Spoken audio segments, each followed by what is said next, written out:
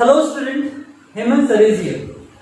So today we are going to start the new chapter of our science of part physics.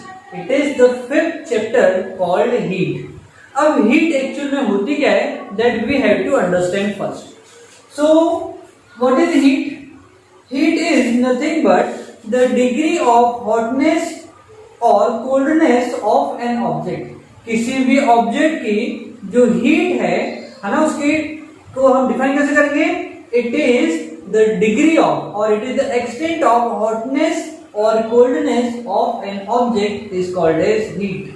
Okay, अब heat और temperature में basic difference क्या हो गया?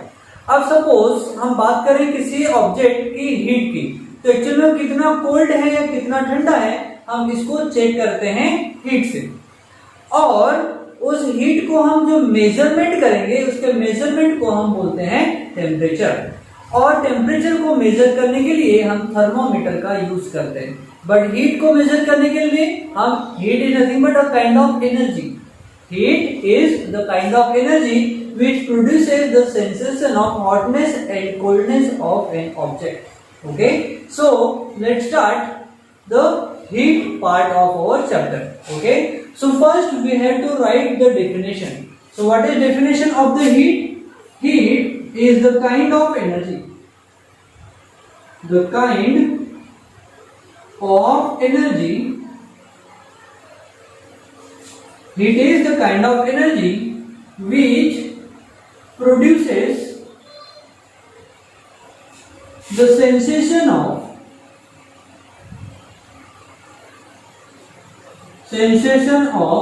hotness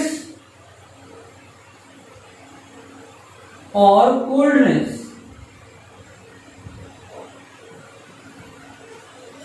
of an object. कोई भी object में कितनी हीट है वो हम कैसे मेजर करेंगे कि वो ऑब्जेक्ट कितना हॉट है या कितना कोल्ड है. Okay, so it is nothing but a kind of energy. Actually में हीट क्या है? एक टाइप की एनर्जी है और उस एनर्जी को हम वन फॉर्म से दूसरे फॉर्म में ट्रांसफर भी कर सकते हैं. So heat can be transfer from one form to another.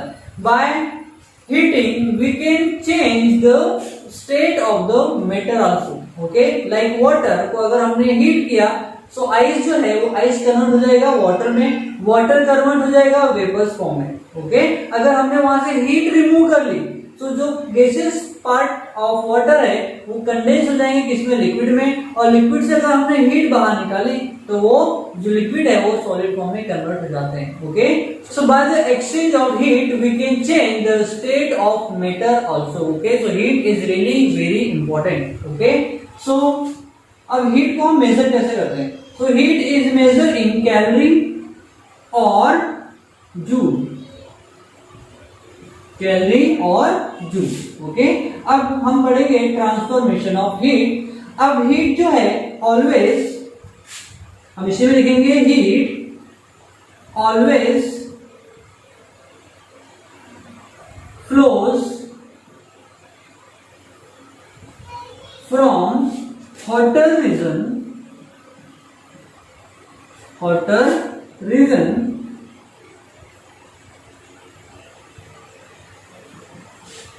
to colder region. और we can say या फिर हम कह सकते हैं heat energy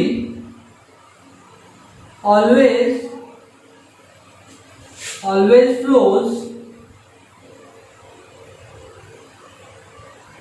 to the region of higher temperature.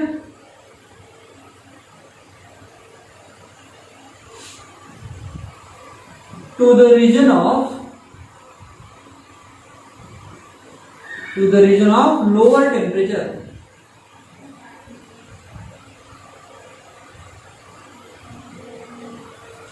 Okay, so this is all about the heat. Heat की definition, heat की unit of heat it is calorie और जूल. ओके, फिर अब heat how it flows from the region of hotter region to colder region, हमने ये भी लिख लिया है. Okay, so this is all about the heat. Okay, so first write down, then we will move further. Now we will understand the new concept of the heat called latent heat. अब ये latent heat actually में होती क्या है, इसको समझने के लिए हम पहले एक एग्जांपल देखते हैं. ओके, सो यहां पर हमने एक ग्राफ ड्रॉ किया है. The graph is drawn against temperature and time. Temperature and time. So suppose हम बात कर रहे हैं पहले आइस की. Ice is nothing but the solid form of water. So here we have to write solid form of water and the temperature of the ice is, see water का जब solidification होता है दैट टाइम हमारा temperature कितना रहता है, 0 degree Celsius. क्या होता है, 0 डिग्री सेल्सियस. अब हमने क्या किया, आइस को हीट प्रोवाइड किया. हम क्या कर रहे हैं, इसको हीट प्रोवाइड कर रहे हैं. हमने इसको एक बर्नर की हेल्प से हीट प्रोवाइड किया. So first ice will transform into water, that means liquid water. So ये हो गया liquid. Okay, so this is the liquid water, और कैसे liquid form of water. Okay, अब सी, अब जब आइस 0 डिग्री सेल्सियस से जिसका मेल्टिंग हो रहा है यानी वो आइस में कन्वर्ट हो रहा है, सो फर्स्ट जो वाटर रहेगा उसका टेम्परेचर रहेगा 0 degree Celsius and then again heat provide करेगा यानी हीट एब्जॉर्ब करेगा और तब इसका टेम्परेचर क्या होगा, रेज होगा.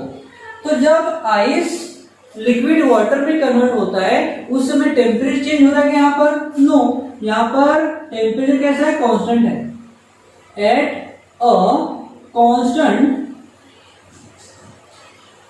टेम्परेचर.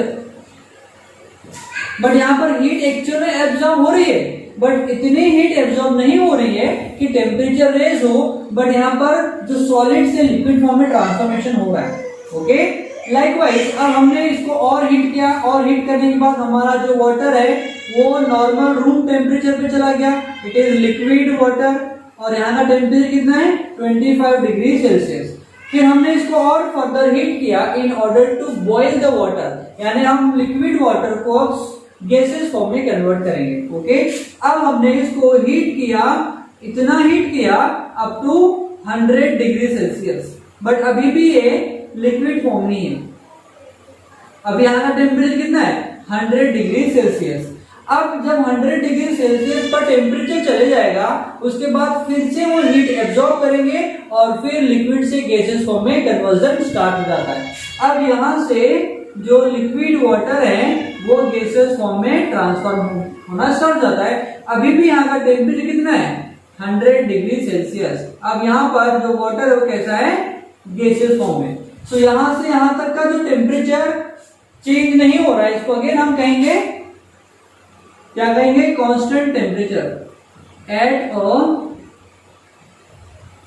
Constant temperature. अब देखो यहां पर लिक्विड से गैसेस फॉर्म में कन्वर्ट हो रहा है, इस प्रोसेस को हम बोलते हैं वेपोराइजेशन, और इवेपोराइजेशन भी कहते हैं, इसका मतलब सेम होता है. ओके, और हम कहेंगे इसको वेपोराइजेशन. और यहां पर सॉलिड से लिक्विड फॉर्म में कन्वर्ट हो रहा है, तो सॉलिड से जब लिक्विड फॉर्म में कन्वर्जन होता है हम उसको बोलते हैं फ्यूजन, हम उसको बोलते हैं फ्यूजन, और मेल्टिंग भी बोलते हैं. क्या बोलते हैं, मेल्टिंग. अब हम बात कर रहे हैं इस पर्टिकुलर रीजन में जब आइस यानी सॉलिड लिक्विड फॉर्म में कन्वर्ट हो रहा है, बट यहाँ पर हीट एनर्जी एब्जॉर्ब नहीं, हीट एनर्जी एब्जॉर्ब हो रही है बट टेम्परेचर चेंज हो रहा है क्या, नहीं. बट यहाँ पर जो हीट को हम Q से रिप्रेजेंट करते हैं, हम उसको Q से रिप्रेजेंट करते हैं. यहाँ पर Q क्या हो जाएगा, ये हो जाएगा पॉजिटिव. यहाँ पर भी हीट क्या हो रही है, एब्जॉर्ब हो रही है. यहाँ पर भी हीट एब्जॉर्ब हो रही है, तो यहाँ पर भी हम लिखेंगे Q पॉजिटिव. मीन्स हीट तो एब्जॉर्ब हो रही है बट यहाँ पर टेम्परेचर चेंज नहीं हो रहा है, टेम्परेचर कांस्टेंट है। और यहाँ पर सॉलिड से लिक्विड और लिक्विड से गैसेस फॉर्म में मैटर का ट्रांसफॉर्मेशन भी हो रहा है। ओके, सो इसी को हम समझते हैं अब हमारे डायग्राम से। ओके, सो सबसे पहले यहाँ पर क्या था, आइस, पहले क्या था यहाँ पर आइस। अब आइस कितने डिग्री पर है, 0 डिग्री सेल्सियस पर है, बट यहाँ पर हीट एब्जॉर्ब हो रही है, हीट एब्जॉर्ब हो रही है बट टेम्परेचर चेंज नहीं हो रहा है। तो आइस के बाद वहां पर आइस कन्वर्ट हो जाएगा लिक्विड फॉर्म में, आइस कन्वर्ट होगा लिक्विड फॉर्म में। तो इस स्टेज में यहाँ पर 0 डिग्री सेल्सियस पे हमारा जो वाटर है वो सॉलिड फॉर्म में भी है आइस में, और लिक्विड फॉर्म में यानी वाटर के फॉर्म में भी है। ओके, अब यहाँ से हीट एनर्जी एब्जॉर्ब होगी, हीट एनर्जी एब्जॉर्ब होगी और एब्जॉर्ब होते होते वो 100 डिग्री सेल्सियस पर चले जाएगा। ओके, ये 100 डिग्री सेल्सियस पर चले गया। अब यहाँ पर एक्चुअल में हमारा जो वाटर है वो लिक्विड फॉर्म में ही है, लेकिन वो और फर्दर हीट को एब्जॉर्ब करेगा। यहां से यहां तक कांस्टेंट है, ठीक है, और यहां से यहां तक कांस्टेंट है, और फिर जो हमारा लिक्विड वाटर है वो गैसेस फॉर्म में कन्वर्ट होगा। ओके, सो ये डायग्राम एक्चुअल में क्या शो कर रहा है कि यहां से यहां तक हीट कांस्टेंट है, नो टेम्परेचर कांस्टेंट है, टेम्परेचर क्या है, कांस्टेंट है, बट हीट एनर्जी एब्जॉर्ब हो रही है। ये इस वाले रीजन की बात कर रहे हैं। यहां पर भी टेम्परेचर क्या है, कांस्टेंट है, टेम्परेचर कांस्टेंट है, कितने का है, 100 डिग्री सेल्सियस का, और यहां पर 0 डिग्री सेल्सियस का, बट यहां पर भी हीट एनर्जी क्या हो रही है, एब्जॉर्ब हो रही है।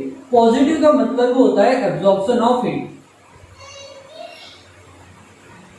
एब्जॉर्प्शन ऑफ हीट, यहां पर भी जो पॉजिटिव साइन है इसका मतलब होता है absorption of heat.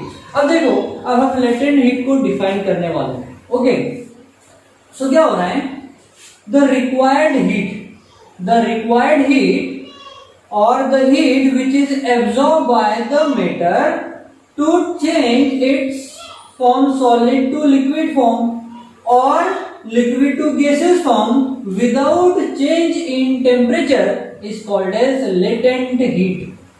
So now we will write the definition. Okay, see, latent heat actually क्या होगी, the amount of heat, the amount of heat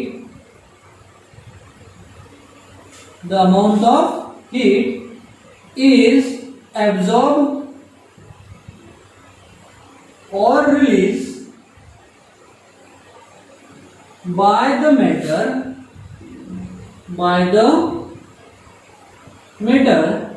to change the state of matter without change in temperature. Without change in temperature का मतलब eight a constant temperature भी हम बोल सकते हैं, without change in temperature, और हम विदाउट चेंज इन टेम्परेचर को लिख सकते हैं at a constant temperature is called as latent heat. So it is the definition. Okay, so what is latent heat? It is the heat energy absorb और release. अब release की बात हम कब करेंगे? जब हम प्रोसेस रिवर्स जाएंगे. अब हमने वेपर्स को 100 डिग्री सेल्सियस के ऊपर कलेक्ट किया और हमने उसको अब हीट एनर्जी वहां से रिमूव करना स्टार्ट करेंगे.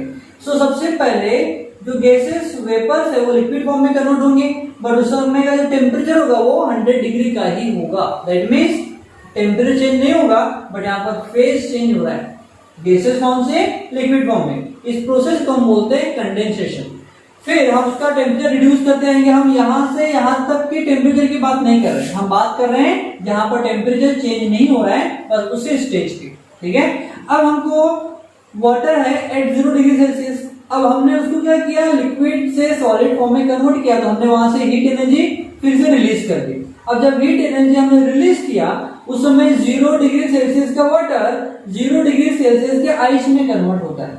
ओके, उस समय का टेम्परेचर भी कांस्टेंट होगा. अब 0 डिग्री का वाटर एंड 0 डिग्री सेल्सियस के ऊपर आइस, सो टेम्परेचर चेंज हो रहा है क्या? नहीं। दैट मीन्स यहां से यहां पर ट्रांसफॉर्मेशन होने में जितनी हीट एनर्जी रिलीज होगी या एब्जॉर्ब होगी हम उसी को बोलते हैं लेटेंट हीट। ओके, अब on the basis of heat energy release हो रही है या एब्जॉर्ब हो रही है, हमने उसको फिर डिफरेंट पार्ट्स में डिवाइड किया है। Okay, so first you have to understand the graph. This graph is based on this process.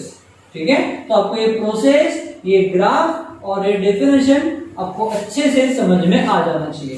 So for that you can repeat the video and watch this part again. Okay, so draw this diagram as well as this graph and write down the definition, then we will move further.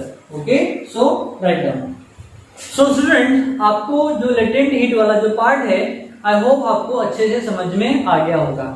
So next part में हम latent heat के different types जो है उस types को हम समझेंगे। Okay, सो आपको इस चैप्टर की नोट्स बहुत जल्द इस चैप्टर के एंड होने के पहले मिल जाएगी। बस चैप्टर की जो नोट्स है वो रेडी होना भी बाकी है। Okay, so please do right this everything which is given, which is explain in our diagram. Okay, और आपको एक डायग्राम के साथ साथ आपके जो टेक्स्ट बुक है, टेक्स्ट बुक को भी पढ़ना है so that you can understand each and every concept. अगर आपको डाउट आते हैं so please do call me on my number which is 8329130824 between 4 to 6 PM in the evening.